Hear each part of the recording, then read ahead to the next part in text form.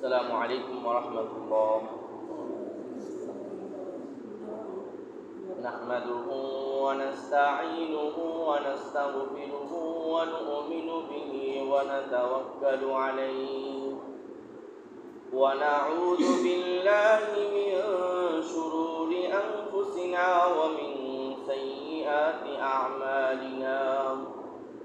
من يهده الله فلا مضل له ومن يضلله فلا هادي له.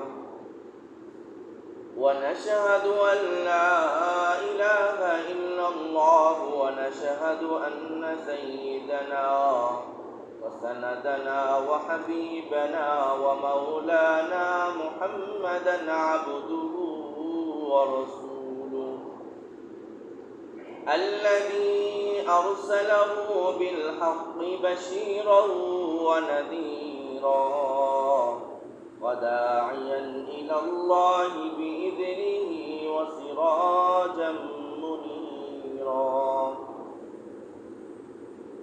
أما بعد فأعوذ بالله من الشيطان الرجيم. بسم الله الرحمن الرحيم. من عمل صالحا من ذكر أو أنثى وهو مؤمن فلنحيينه حياة طيبة ولنجزينهم أجرهم بأحسن ما كانوا يعملون. سبحانك لا علم لنا إلا ما علمتنا إنك أنت العليم الحكيم. رحيم المسكن حوالي كعبة غنيم المدفن ديار مدينة بلغ العلا بكماله كشف الدجى بجماله حسنت جميع خصاله صلوا عليه وآله. اللهم صل على محمد وعلى آل محمد كما صليت على إبراهيم وعلى آل إبراهيم إنك حميد مجيد. اللهم بارك على محمد وعلى آل محمد كما باركت على إبراهيم وعلى آل إبراهيم إنك حميد مجيد.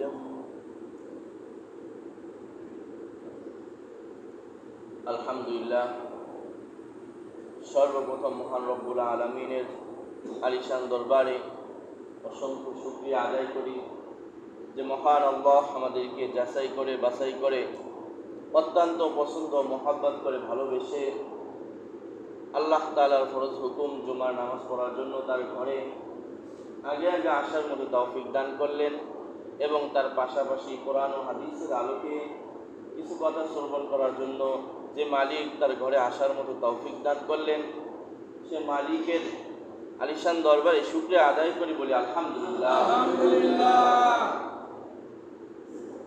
সম্মানিত হাজিরিন, আমরা ধারাবাহিক আলোচনা করতেছিলাম যে মানুষের রুচি যেমন হবে, মানুষ যত ভালো হবে তার রুচিও তত ভালো হবে। মানুষের মন মানসিকতা যত ভালো হবে তার রুচিও তত সুন্দর হবে। এটা নিয়ে এটার সপক্ষে বা এটা বোঝাতে গিয়ে আমরা নবী করিম সাল্লাল্লাহু আলাইহি ওয়াসাল্লামের তিনটি পছন্দ জিনিসের কথা আমরা আলোচনা করেছিলাম।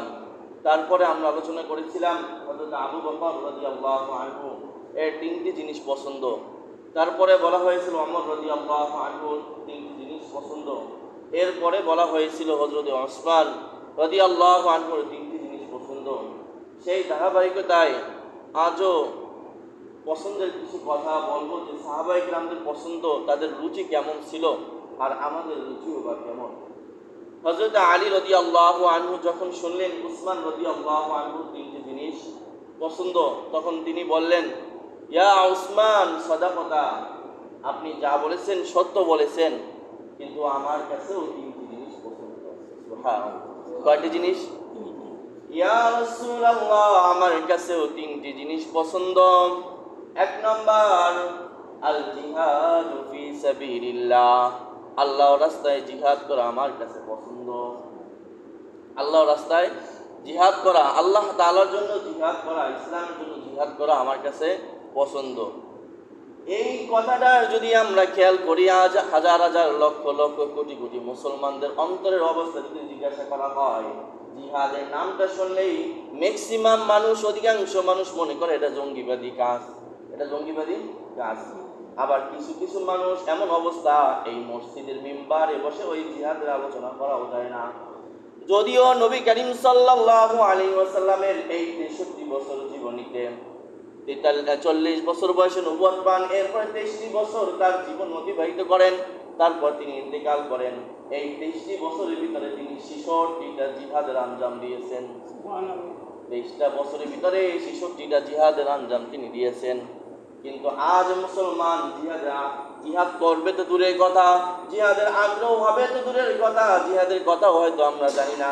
আর জানবই বা কিভাবে? যিনি আপনাদেরকে, যারা আপনাদেরকে শোনাবে, এই জিহাদের কথা বলতে গেলেই তাদেরকে গুম করে আয়না করে নিয়ে যাওয়া হয়।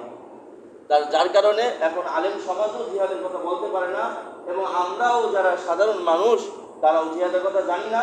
যার কারণে আমার আপনার মাথার ভিতরে বহিরা বিশ্ব, ইহুদি খ্রিস্টান মাথার ভিতরে ঢুকেছে যে এই জিহাদ মানি জঙ্গিবাদ, জিহাদ মানি। আসলে কি তাই? জিহাদের মানে কি? জিহাদের সবচেয়ে সহজে যদি বোঝাতে যাই, শরীরের ভিতরে অনেক সময় এমন কিছু রোগ হয় যার কারণে অপারেশন করতে হয়। কি হয় না? কোনো একটা অঙ্গ যখন পছন্দ করে, তখন ডাক্তার কি বলে? এটাকে অপারেশন করতে হবে। অপারেশন করতে হলে ওই অঙ্গটাকে কেটে ফেলতে হবে। এখন কোনো মানুষকে পাওয়া যাবে যে অঙ্গ কাটার কথা বললে ডাক্তার কি খারাপ বলবে? বলে যে ডাক্তার তো আমার পুরো শরীরকে বাঁচানোর জন্য একটা অঙ্গ কাটতেছে। তাহলে কোনো ডাক্তারকে যদি খারাপ না বলে, তাহলে জিহাদের বিষয়টা এমন, পুরা পৃথিবীতে যারা বিশৃঙ্খলা সৃষ্টি করতেছে, মুসলমানের উপরে অকারণে নির্যাতন করে, জুলুম করতেছে, তাদেরকে প্রতিহত করার জন্যই, আল্লাহর কোরআনের বিধান প্রতিষ্ঠা করার জন্যই জিহাদ করা হয়। যাতে করে এই যে ক্যান্সার নামক রোগ, এর লোকে যারা, তাদেরকে ঠিক করার জন্যই হলো জিহাদ।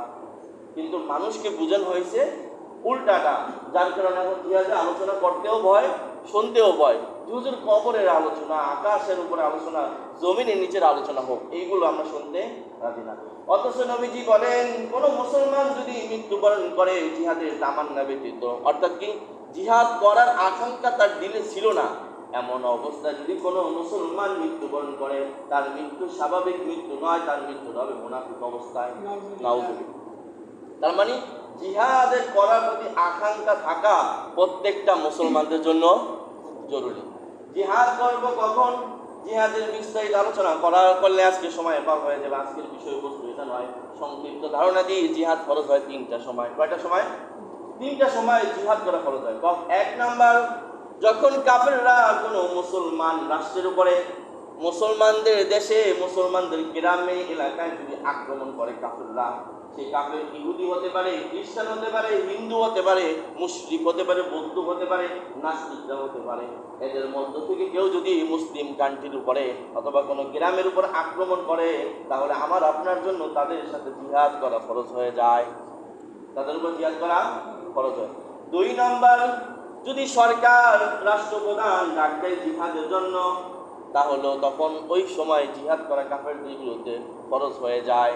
3 নম্বর, কোনো মুসলমান আর কোনো কাফেররা যদি কোনো কারণবশত ঝগড়া লেগে যায়, যুদ্ধ লেগে যায়, তখন ওই যুদ্ধে মুসলমানদের পক্ষ হয়ে জিহাদ করা ফরজ হয়ে যায়। তো মুসলমানরা মন্দির ভাঙে না, তারপর কিছুদিন আগে তারা নিজেরাই ভাঙে আর বদনাম করে মুসলমানদের। কিসের জন্য? ঝগড়া ফাসাদ বাড়ানোর জন্য, আমাদেরকে মুসলিমদেরকে কালামি করার জন্য। সবসময় একটা কথা মনে রাখতে হবে, কোনো হিন্দু, ইহুদি, খ্রিস্টান কখনোই আমাদের ভালো চায় না। হয়তো ফেস ভ্যালু করার জন্য সামনাসামনি হয়তো আপনার আমার ভালো বলবে, কিন্তু কোনো বিধর্মী কোনো মুসলমানের ভালো চায় না, কখনো চায় না, কখনো ভালো চায় না। তাদের মাকসাদ একটা, কয়টা ভাই? আপনি আমি যদি মুসলিম হয়ে থাকি আমাদেরকে মারবে, আর যদি বাঁচতে চাই তাদের ধর্মে যেতে হবে। যতক্ষণ আমরা তাদের ধর্ম গ্রহণ না করব, ইহুদি খ্রিস্টানরা কখনোই আমাদেরকে ভালো চোখে দেখে না। সেজন্য এই পৃথিবীতে যে সকল আলেম ওলামা কবরের ওয়াজ করে, জান্নাত জাহান্নাম আলোচনা করে, ইহুদি খ্রিস্টানরা মুসলমানদের ঢুকে গেছে এই হুজুরই সবচেয়ে ভালো। আর যে হুজুর জিহাদের কথা বলবে এমনভাবে সিস্টেম করছে যে এই হুজুর হলো জঙ্গিবাদ। অথচ আল্লাহ তাআলা নামাজের কথা কোরআন শরীফে যতবার বলছেন এর থেকেও বেশিবার জিহাদের কথা বলছেন। তো কোরআনের কথা বলতে গিয়ে যদি আমাকে জঙ্গি বলে, আপনাকে জঙ্গি বলে, কোনো সমস্যা আছে? যাই বলুন, আমি তো কার কথা বলি? কোরআনের কথা বলি। তো সেজন্য এই জিহাদের তামান্না প্রত্যেক মুসলমানের থাকাটা কি জরুরি, থাকতেই হবে। আর সময় আসলে তখন জিহাদের জন্য বের হয়ে যেতে হবে। তো আলী রাদিয়াল্লাহু আনহুর এক নম্বর পছন্দ কি ছিল ভাই? আল্লাহর রাস্তায় জিহাদ করা। দুই নম্বর তার পছন্দ ছিল গরমের সময় রোজা রাখা। কেন? শীতকালে রোজা রাখতে তো সবাই পছন্দ করে। অল্প সময় যখন থাকে, আবহাওয়া ঠান্ডা থাকে, রোজা রাখা তখন কষ্ট হয় না, এটাই সবাই কামনা করে। কিন্তু ভাই আমি যখন গরমকালে রোজা রাখি আমার ভালো লাগে, এই কষ্টটাই আমার কাছে একটা মজাদার মনে হয়, যার কারণে আমি গরমকালে রোজা রাখা আমি পছন্দ করি। তিন নাম্বার, মেহমানকে সম্মান করা আমার কাছে পছন্দনীয়, মেহমানদারি করা আমার কাছে পছন্দনীয়। তাই তো দেখা যায় তিনি যখনই সুযোগ পাইতেন মেহমানদারি করতেন। কিন্তু আর যদি আমাদের অবস্থা, মুসলমানদের অবস্থা যদি দেখানো হয়, মেহমান যদি বাসায় আসে, অমাবস্যা রাতের সময় আকাশ যেরকম কালো হয়ে যায়, ওই মেজবানের চেহারাও সেরকম কালো হয়ে যায়। ঠিক কিনা? ভুল না বেঠিক? হ্যাঁ, আলহামদুলিল্লাহ এখনো কিছু ভাই আছে যারা মেহমানদারি করতে কি করেন, পছন্দ করেন। কিন্তু ম্যাক্সিমামের দিকে খেয়াল করা যায় যে তারা মেহমান আসলে কি হয়ে যায়, অখুশি হয়ে যায়। অথচ নবীজি কি বলেন? মান কানা ইউমিনু বিল্লাহি ওয়াল ইয়াউমিল আখির ফালিয়ুকরিম দাইফাহু, যে আল্লাহকে বিশ্বাস করে, পরকালকে বিশ্বাস করে, সে যেন মেহমানকে সম্মান করে। সম্মান হয় কয়ভাবে? দুইভাবে। কয়ভাবে? একটা হলো সাধ্যমতো ভালোভাবে খাবার দেওয়া, দুই নম্বর হলো সাধ্যমতো তার সাথে সুন্দর আচরণ করা। এটা হলো মেহমানদারি। এটা হলো, তো মেহমানদারি করলে কি হবে? আল্লাহ তাআলার কাছে সে পছন্দনীয় হয়ে যায়। কোন মুসলমান যখন কারো বাসায় যায়, আমি আপনি বলি সে আমাকে খাইয়া গেল, সম্পূর্ণ ধারণা ভুল। যে আসলো সে তার রিজিক নিয়ে আসে। আর কিতাবে পাওয়া যায় মেহমান যখন বাসার থেকে যায়, আপনার আমার গুনাহগুলো সে সাথে নিয়ে যায়। আপনার আমার গুনাহগুলো আল্লাহর কাছে মেহমানদারিটা খুব পছন্দ। নবীজির কাছে সাহাবী আসছেন, ইয়া রাসূলুল্লাহ আপনি আমার মেহমানদারি করেন। নবীজি সাহাবীকে পাঠাইলেন বাসার ভিতরে, দেখো তো আমার বিবিদের কারো কাছে কোনো খাবার আছে কিনা। প্রত্যেকটা বিবির কাছে খোঁজ নেওয়া হয়, দেখে কারো বাসায় খাবার নাই, শুধু আছে পানি। কি আছে? পানি। খবর আসলো, ইয়া রাসূলুল্লাহ আপনার বাসায় পানি ছাড়া কিছু নাই, পানি ছাড়া কিছু নাই। কি করবে? নবীজি তখন ওই আরো সাহাবী যারা আছেন আনসারদের মধ্যে বললেন, তোমরা কেউ এর দায়িত্ব নাও। এক সাহাবী, কোন কিতাবে পাওয়া যায় তার নাম আবু তালহা, ওই সাহাবী, ইয়া রাসূলুল্লাহ আমি দায়িত্ব নিলাম তার মেহমানদারি করব। বাসায় নিয়ে গেলেন ওই ব্যক্তিকে। বাসায় নিয়ে যাওয়ার পর স্ত্রীকে জিজ্ঞাসা করলেন, বাসায় কি আছে খাবারে? আমার আপনার খাওয়ার মতো কিছুই নাই, আছে শুধু বাচ্চাদের, ছোট ছোট বাচ্চাদের খাবারের জন্য কিছু খাবার আছে। ওই সাহাবী বললেন, ঠিক আছে যথেষ্ট, তুমি বাচ্চাদেরকে আদর করে ঘুম পাড়িয়ে দাও না খাইয়া, আর লাইটটাকে বন্ধ করো, খাবার মেহমানকে দিয়া। মেহমানকে খাবার দিল ইচ্ছাকৃতভাবে। ওই সাহাবীর আবু তালহার স্ত্রী লাইট বন্ধ করে দিল। কি জন্য? মেহমানের সাথে যদি তারা না খাইয়া থাকে, কারণ খাবার তো অল্প, তারাও যদি খাইতে যায় মেহমানকে দিতে পারবে বাচ্চাদের খাবার, লাইটটা বন্ধ করে দিল, মেহমানকেও খাইতে বললো। এই পাশে স্বামী আর স্ত্রী আবার এর একটা একদিন বললো যে আমরাও খাচ্ছি, এটা মেহমানকে বুঝাইলো, মেহমান যাতে চিন্তিত না হয়। তো এইভাবে তারা রাতটা পার করলো। পরের দিন সকালবেলা নবীজি তাকে ডাইকা বললেন, আবু তালহা তুমি কি করলা? তোমার কাজ দেখে তো মহান আল্লাহ খুশি হয়ে গেছে। আল্লাহ খুশি হয়ে সূরাতুল হাশরের 9 নম্বর আয়াত নাযিল করে বলেন, ওয়া ইউথিরুনা আলা আনফুসিহিম ওয়ালাউ কানা বিহিম খাসাসা। সংক্ষিপ্তভাবে যদি কথাটা বলি, যে সাহাবায়ে কেরাম এমন ছিল যারা নিজেকে অন্যের উপরে প্রাধান্য দিত, নিজের উপরে অন্যকে প্রাধান্য দিত। এই আয়াত নাযিল করে বলছে তো মেহমানদারি করার কারণে আল্লাহ তাআলা ওই সাহাবীর উপর খুশি হয়ে গেল। আমিও আপনি যদি খুশির সাথে মেহমানদারি করি, অবশ্যই আল্লাহ রাব্বুল আলামিন আমার আপনার উপরে খুশি হয়ে যাবেন। তো আলী রাদিয়াল্লাহু আনহুর পছন্দ ছিল ভাই কয়টা? তিনটা। কয়টা? একটা হলো আল্লাহর রাস্তায় জিহাদ করা। বলবো যে দেশের জন্য যদি জিহাদ করে, এই যে কিছুদিন আগে মারা গেল জালেমের নির্যাতন থেকে বাঁচার জন্য, তারাও শহীদের সওয়াব পাবে। আপনি যদি ডাকাত দ্বারা আক্রান্ত হন, মনে করেন মাল সামানা নিয়ে যাবে, মাল সামান আপনার কাছ থেকে ছিনতাই করে নিয়ে যাবেন, তখন আপনি বাঁচানোর জন্য, আপনার মাল ঠিক রাখার জন্য, সন্তানকে হেফাজত রাখার জন্য বাধ্য হয়ে মারামারি করতে হয় আত্মরক্ষার জন্য, নবীজি বলেন এটাও শহীদের সওয়াব পেয়ে যাবে। তো জালেমের থেকে নিজের আদায় হক মানে নিজের যে দাবি এটা আদায় করার জন্য যদি কেউ মারা যায়, সে শহীদের সওয়াব পেয়ে যাবে। তো এক নম্বর রুচি কি ছিল? আল্লাহ রাস্তায় জিহাদ করা। 2 নম্বর কি ছিল? গরমকালে রোজা রাখা। 3 নম্বর কি ছিল ভাই? মেহমানদারি করা। এই উত্তম পছন্দগুলো আল্লাহ তাআলা আমাকে এবং আপনাদের সবাইকে করার মতো তৌফিক নসিব করেন। সকলে বলে আমিন। আমরা ধারাবাহিক আলোচনা করতেছিলাম 4 সপ্তাহ যাবত যে আল্লাহ তাআলার কুদরত এবং দয়া সম্পর্কে 4 সপ্তাহ আলোচনা করছি। এই বিষয়ে আমরা এখন ইতি টানলাম, এখন নতুন বিষয়ে যাওয়ার চেষ্টা করব। আমরা সংক্ষিপ্তভাবে বোঝানোর জন্য বলছিলাম, একটা বাবার সন্তান হয় 3 রকম। সন্তান হয় কয় রকম? কিছু সন্তান আছে তাদেরকে আদেশ নির্দেশ দেওয়া লাগে না, এরা এমনিতে পড়াশোনা করে। কিসের জন্য?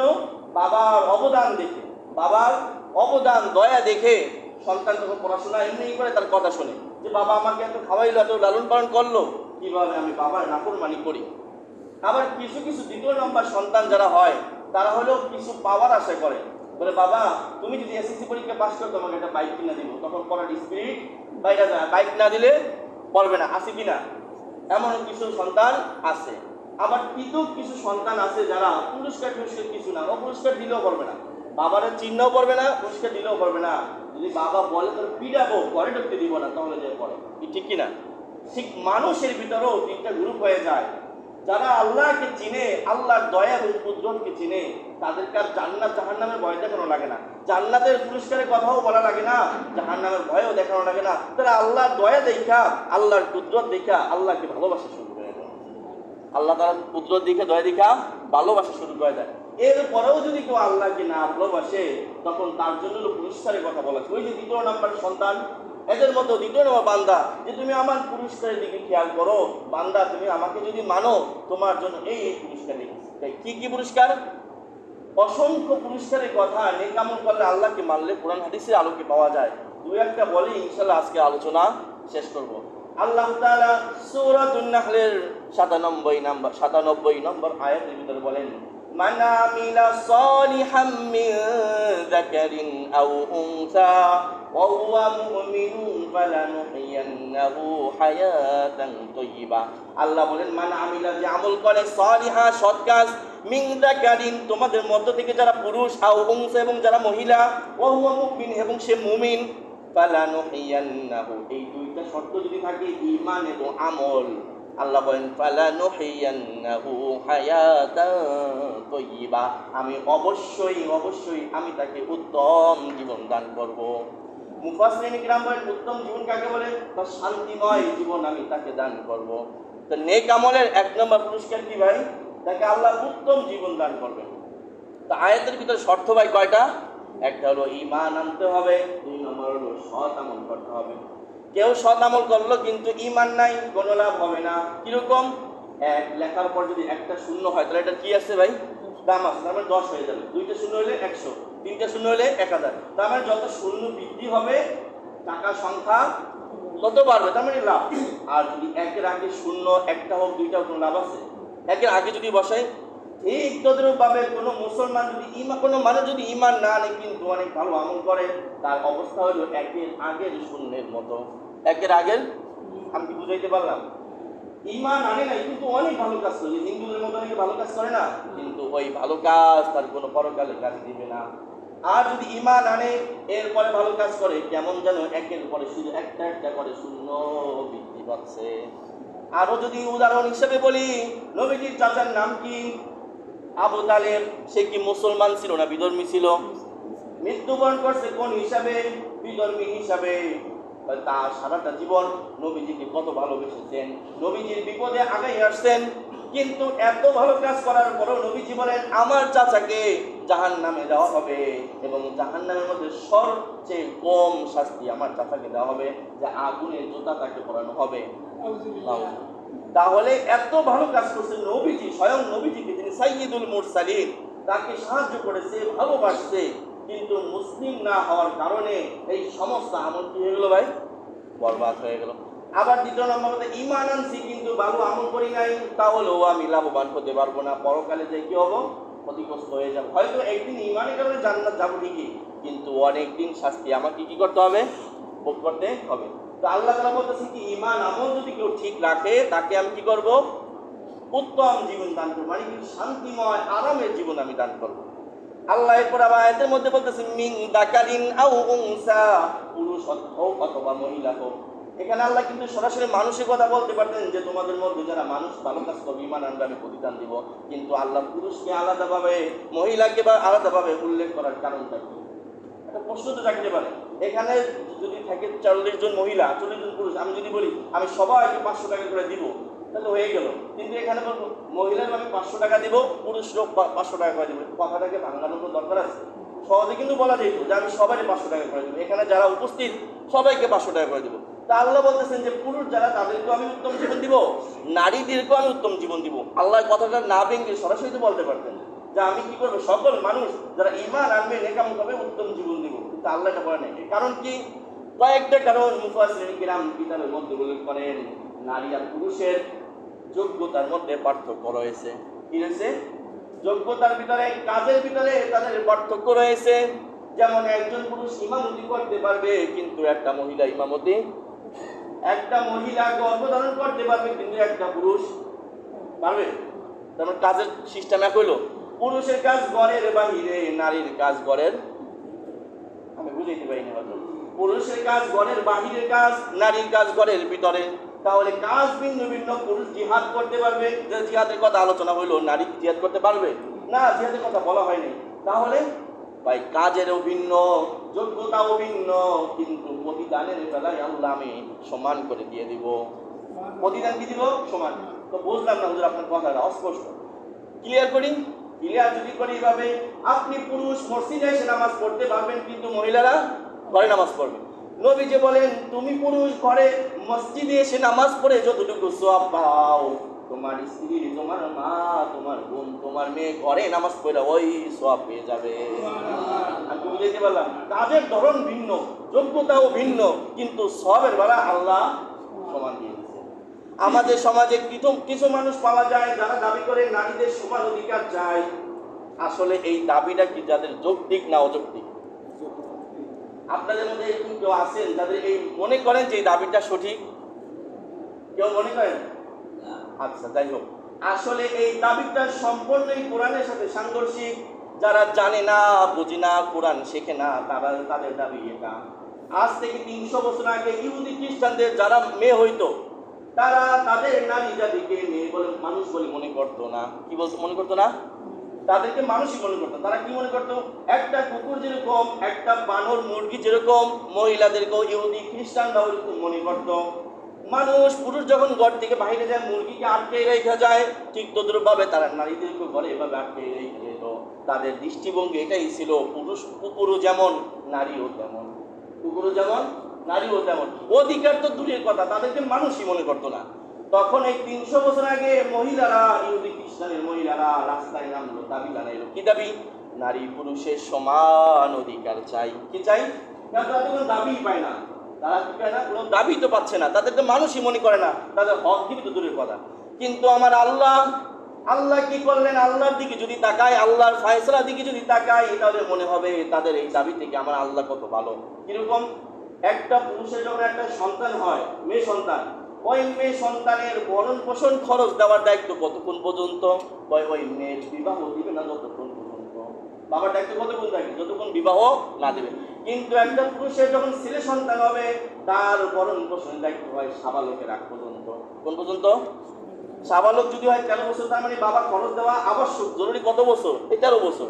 কিন্তু একটা মেয়ে যদি হয় 16-17, বুঝি না, বয়স যদি 30 হয়, যতদিন বিয়া না দিবা বাবার দায়িত্ব হয়ে যায়। এই যে আল্লাহ তাআলা যে হক দিল, এখানে সমান অধিকার দিল না অগ্রাধিকার দিল? বুঝে দিবে না, সমান দিছে। সমান যদি দিত, তোমার নারী সাবালক হয়েছে 9 বছর বয়সে, বাস বাবার থেকে আর পাবে না। ছেলে সাবালক হয়েছে 10 বছর, আর পাবে না। তাহলে এটা সমান অধিকার। কিন্তু আল্লাহ কি করেন, সমান দিলেন না অগ্রাধিকার দিলেন? বেশি দিলেন। আল্লাহ দিলেন বেশি, তারা দাবি করে সমান দাবি চাই। তাহলে তারা বোকা না, ডাবল বোকা। শুধু বোকা না, ডাবল বোকা। কারণ আল্লাহ তো 300 বছর আগে নয়, 1400 বছর আগেই থেকে আল্লাহ অগ্রাধিকার দিয়েছেন। শুধু অগ্রাধিকার দেন, এক চেটিয়ে অধিকার দিয়েছেন। কিরকম? পুরুষও বিবাহ করে, নারী বিবাহ বসে, দুইজনে তো একটা বিবাহ, একটা চুক্তি বেচা কেনার মতো। পুরুষের জন্য আবশ্যক করে দেওয়া হয়। কি আবশ্যক? তুমি তোমার স্ত্রীর মোহর দেওয়া তোমার জন্য ফরজ।